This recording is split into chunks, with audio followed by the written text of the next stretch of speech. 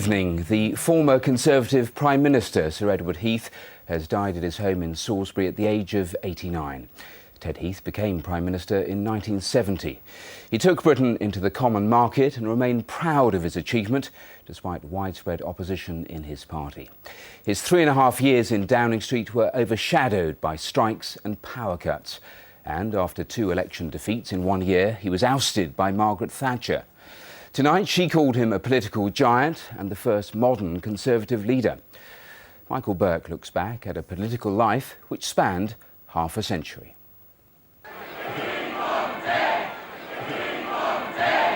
He was the Prime Minister who took Britain into Europe, yet his party never gave him the credit he felt he deserved. The Queen has asked me to form the next government, and I am indeed proud to accept. To govern is to serve. He was the son of a carpenter and a chambermaid. Intelligence and ambition took him from a modest home in Broadstairs to academic excellence at Oxford. He saw action in the Second World War, one of that generation of politicians who were shaped by the experience. The knowledge of war, the experience that you all depend on one another to achieve anything worthwhile, that was very, very important in the post-war generation like Ted Heath and, of course, Willie Whitelaw. He entered Parliament in 1950. Churchill gave him his first government job, and by the time of the Suez crisis, Heath was Chief Whip, charged with holding the party together. In 1965, he became Tory leader, the first to be elected by his fellow MPs. But up against Labour's media-savvy Harold Wilson, Heath seemed awkward in comparison. He's not an easy man to know, but when they know him, people feel he's a man worth knowing, a man to trust. The Conservatives tried unsuccessfully to make a virtue of their leader's cultured but shy manner. His advisers would have liked him to marry. Instead, Heath remoulded his image by becoming a world-class yachtsman. After 6 years with Labour at Britain's helm, the wind was finally blowing in his direction. Heath's victory in 1970 astounded the pundits. His government soon found itself immersed in industrial strife, most notably over pay rises. The new Prime Minister promised to be tough. No one can deny that today, the major cause of the inflation from which we are suffering are the excessive wage demands. His cabinet supported him, but Heath infuriated many workers. Heath is a traitor! Though many in his party came to view his decision to take Britain into the common market as an act of treachery, Heath saw it as his greatest achievement. He got us into the European Union. I mean, that is a huge step, a very difficult one, which I doubt would have happened without his particular kind of thoroughness and determination.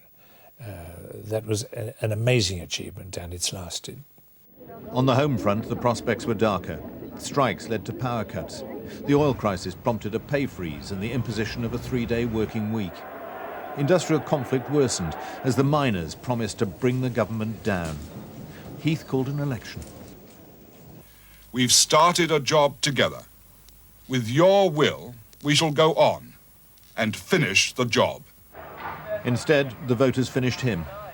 As Heath's piano was loaded into the removals van outside number 10, his party was preparing to shoot the pianist. The Industrial Relations Act, which had gone through, which I think was a very courageous act, but he went too far, tried to do too much too quickly, and the unions were very powerful at that time, and the country was not ready to take them on. It took another 10 years for the country really to be ready to do what Ted Heath tried to do in 1970-71. After a second general election defeat in a matter of months, he was ousted by Margaret Thatcher. Heath's ill-disguised bitterness earned him the nickname the Incredible Sulk.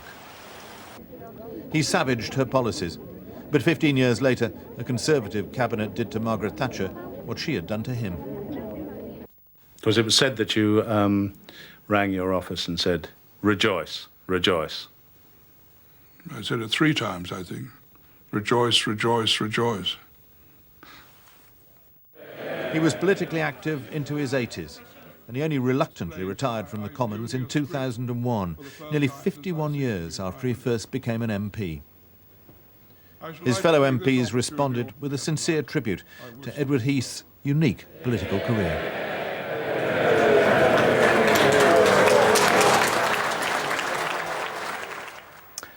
Well as a long, distinguished career in the House of Commons, Sir Edward Heath was a fine musician and a world-class sailor. Sean Lay reports on Sir Edward's life outside politics. Can we have a seat? Oh, right in tune, you see. Edward Heath always found time for music. He conducted the annual carol concert in his hometown of Broadstairs, even when he was Prime Minister. 5 gold rings.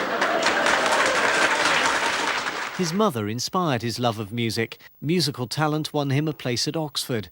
Later, as an MP fighting the 1951 election, he would return home nightly to play his beloved mother's favourite songs as she lay dying of cancer in her room upstairs.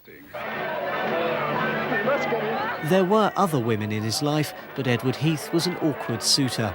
Despite the photo calls, the bachelor Conservative leader often seemed uncomfortable. A constituent recalls a dinner at which Heath simply ignored the woman seated next to him. He then conducted his conversation across the wife, direct to the chap himself. And the lady concerned was practically in tears at the end of the dinner, and I had to reassure her that it was certainly nothing against her personally, that he didn't find it easy to talk to women that he didn't know.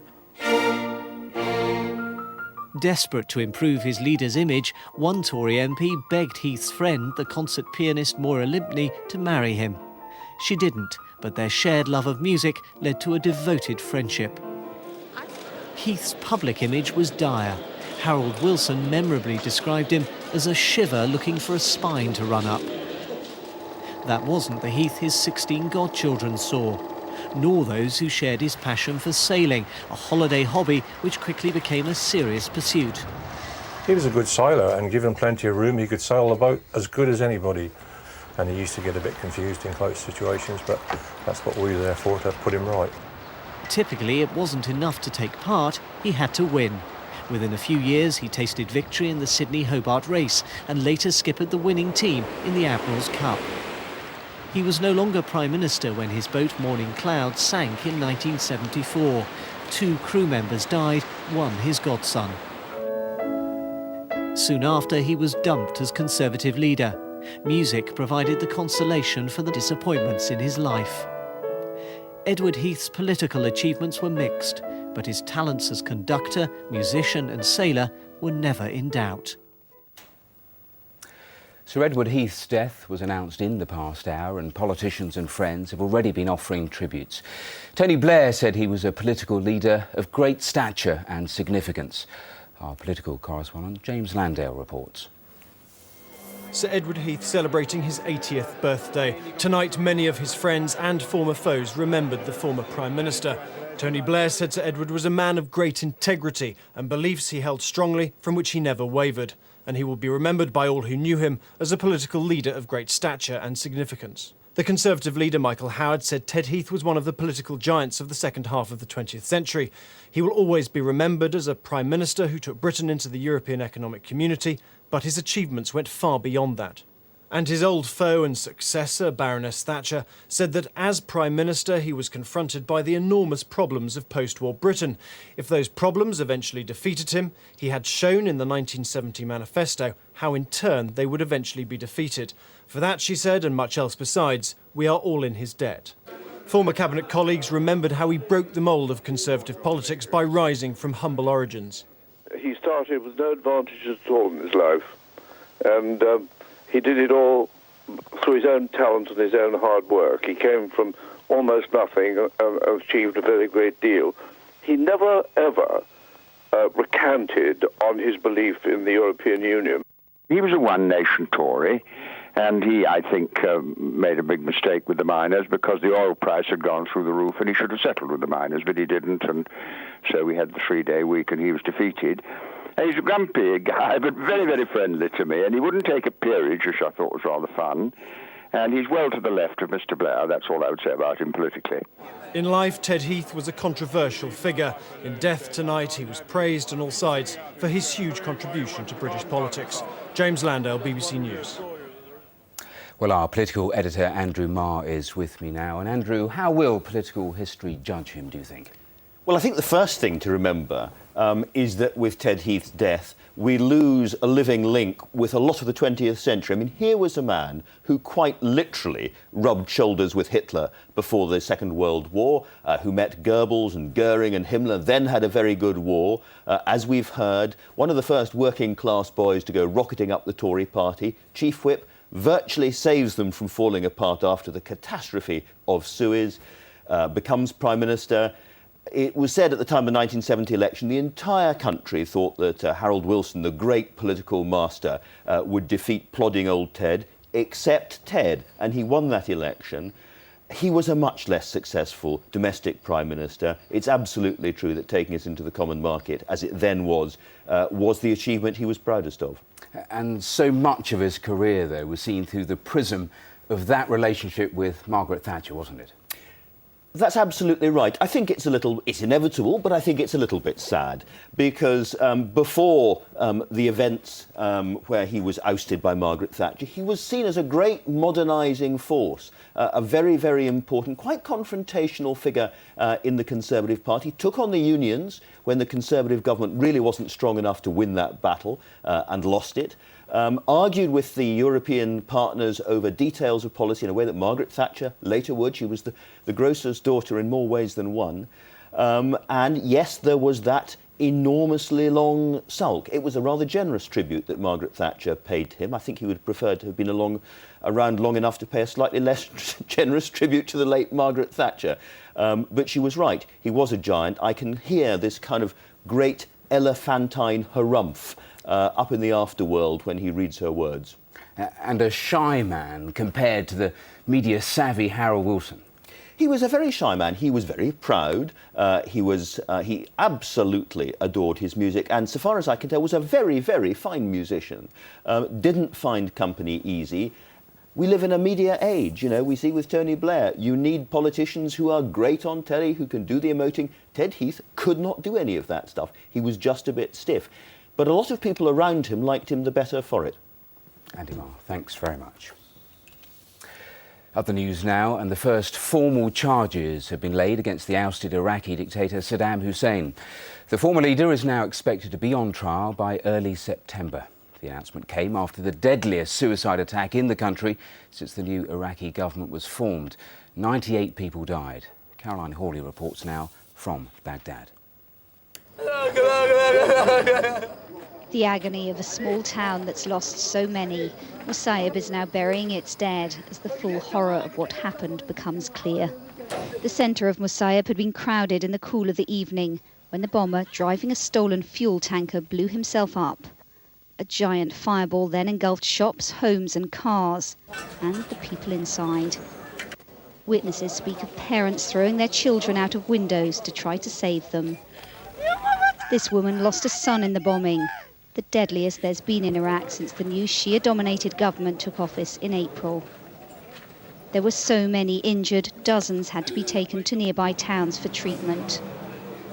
How could the bomber do it, this survivor says, and where were the police? But Iraq's police are being targeted too in relentless attacks. This bomb in Baghdad was aimed at a patrol, one of at least 3 explosions in the capital this morning alone. More and more police and soldiers are being trained and put on the streets. Building up the security forces, coupled with political progress, was meant to start to halt the bloodshed. Since the elections in January, not hundreds, but thousands of Iraqis are thought to have been killed. The single deadliest attack since Saddam Hussein was toppled was in February in the town of Hilla.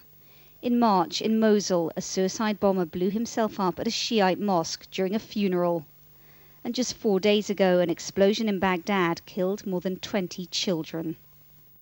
So far, 135,000 American troops haven't been able to stop the bombs. The Iraqi government says it needs them here, rejecting the view that their presence may be actually provoking violence. The Americans say we are going to withdraw by such and such a date, then insurgency will come down. At the same time, many Sunnis who are very much against American occupation will start joining the Iraqi police and military, and so there will be a better balance among the Iraqi troops and police. That will change the situation. The capture of Saddam Hussein was billed by the Americans at the time as a blow to the insurgency. Today, a year and a half later, it's been announced that the first charges have been made against him. He's now formally accused of involvement in the massacre of 150 people after a failed assassination attempt against him back in 1982. Battered by these unending bombings, it hopes that the trial of Saddam will boost its popularity with its people. But what matters to them most is that the killings stop. Caroline Hawley, BBC News, Baghdad. Police are appealing for people to come forward with any information about the movements of the London bombers following the release of a CCTV image of the four men together at Luton Station. It's now emerged that one of the bombers came to the attention of the security services but was not deemed a terrorist threat. Daniel Bircher reports. It had been believed that the four bombers had been unknown to the British security services, but it's now emerged that 30-year-old Mohammed Sadiq Khan was looked at by MI5 last year because of an indirect connection with a suspect in a separate alleged terrorist plot. He was one of hundreds investigated, but not considered a risk. It doesn't surprise me that this man has been identified in MI5's operation, because this thing is like concentric circles. The further out they are, the less likely MI5 are to have resources that they can apply to them in terms of surveillance. And surveillance is very costly. In London's Russell Square this afternoon, a rally remembered the victims who died in the bombings. It took place just a short distance from the sites of two of the explosions. Forensic work is continuing at all of the locations. It will take months to carry out a detailed analysis of all of the evidence gathered. Investigators have taken well over 3,500 calls from members of the public. Scotland Yard has confirmed that some of those received today do relate to the new image released showing the four bombers together at Luton Station. That information will now be analysed alongside more than 800 witness statements. And in Leeds today, further forensic examinations, 7 locations in West Yorkshire are still being searched. As those inquiries continue, investigators are still trying to establish what wider connections the bombers had. Daniel Bircher, BBC News. Israel has threatened to launch a full-scale ground offensive in the Gaza Strip if the Palestinian Authority fails to stop rocket attacks by the militants. In an escalation of hostilities in southern Gaza, an Israeli man was injured in a mortar attack by Palestinian militants. Elsewhere, a man was wounded in a missile attack by Israeli forces. Security has been stepped up at holiday resorts in Turkey following yesterday's bomb blast on a minibus which killed 5 people. Among the dead is a British woman who's been named as Helen Bennett from County Durham. From Turkey, Johnny Diamond reports. At the site of yesterday's bombing, flowers laid for the dead. 2 Turkish citizens were buried today. 5 people were killed in all by the blast. Those injured were first treated in the holiday town, but those most badly hurt were then taken to hospital in the nearest big city, Izmir, which was where the British ambassador to Turkey went this morning to see how he could help. Of course, our priority is to look after the family and to look after those who are injured and to try to ensure that they are restored to health as soon as possible. This was the second attack on a holiday resort within a week. The Turkish authorities have not said who they think carried out the bombing, but the ambassador said that Turkey's virtually certain that it was a Kurdish group called the PKK, a group that Britain and the EU describes as a terrorist organisation. The British holidaymaker who died after the bombing has now been identified. Helen Bennett, a young woman from Spennymoor in County Durham.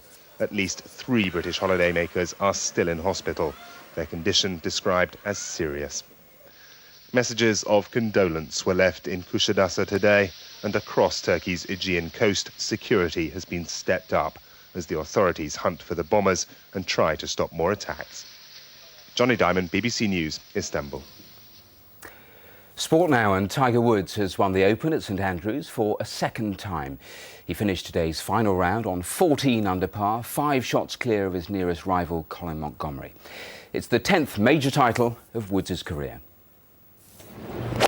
Tiger Woods teed off at St Andrews knowing he'd never lost a lead going into the final round of a major championship. So it was a nervous game of catch-up for the challengers, including the man who was carrying the hopes of golfing fans and romantics alike. Hello, a good time to start. And Colin Montgomerie didn't disappoint in the early stages, picking up 2 early shots to pile the pressure onto the leader. The third man in this story was Jose Maria Olazabal, the former Masters champion in great form, and this putt inched him closer to the overall lead. Far away.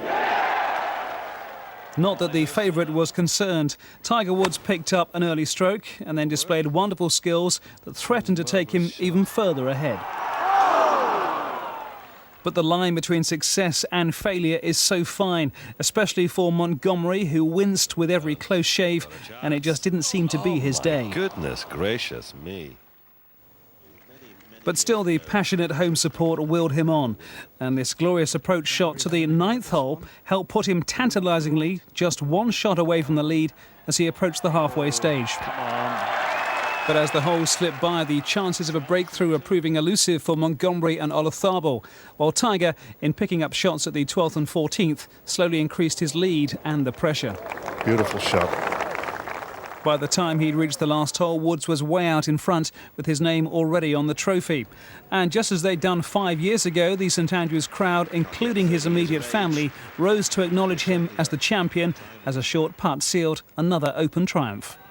That's a 70 for Tiger Woods, and he is the champion. And it's a dream come true, to win at the home of golf. I was very fortunate. I hit the ball so good today. It was so much fun to control my ball like I did today and place it the way I did. Spare a thought for his closest challenger, who may never see a better chance to become the Open champion, but the glory belongs to Tiger Woods as he recorded the 10th major title of his illustrious career. Francis Collins, BBC News. Time to get the latest on the weather now with Darren Bett. Darren. Thanks very much indeed, Matthew. There's been a lot of warm sunshine this weekend. Things will change a bit over the next few days. It's going to turn cooler. It'll turn windier. We could blow in a few showers, though not necessarily where we need them most of all. The change is coming in behind a belt of rain that's sitting in the northwest. That rain could be quite heavy for a time as it comes through Northern Ireland into western Scotland and through the Irish Sea. Ahead of that, we'll have some clearer skies, but quite warm tonight, temperatures 14 to 16 degrees.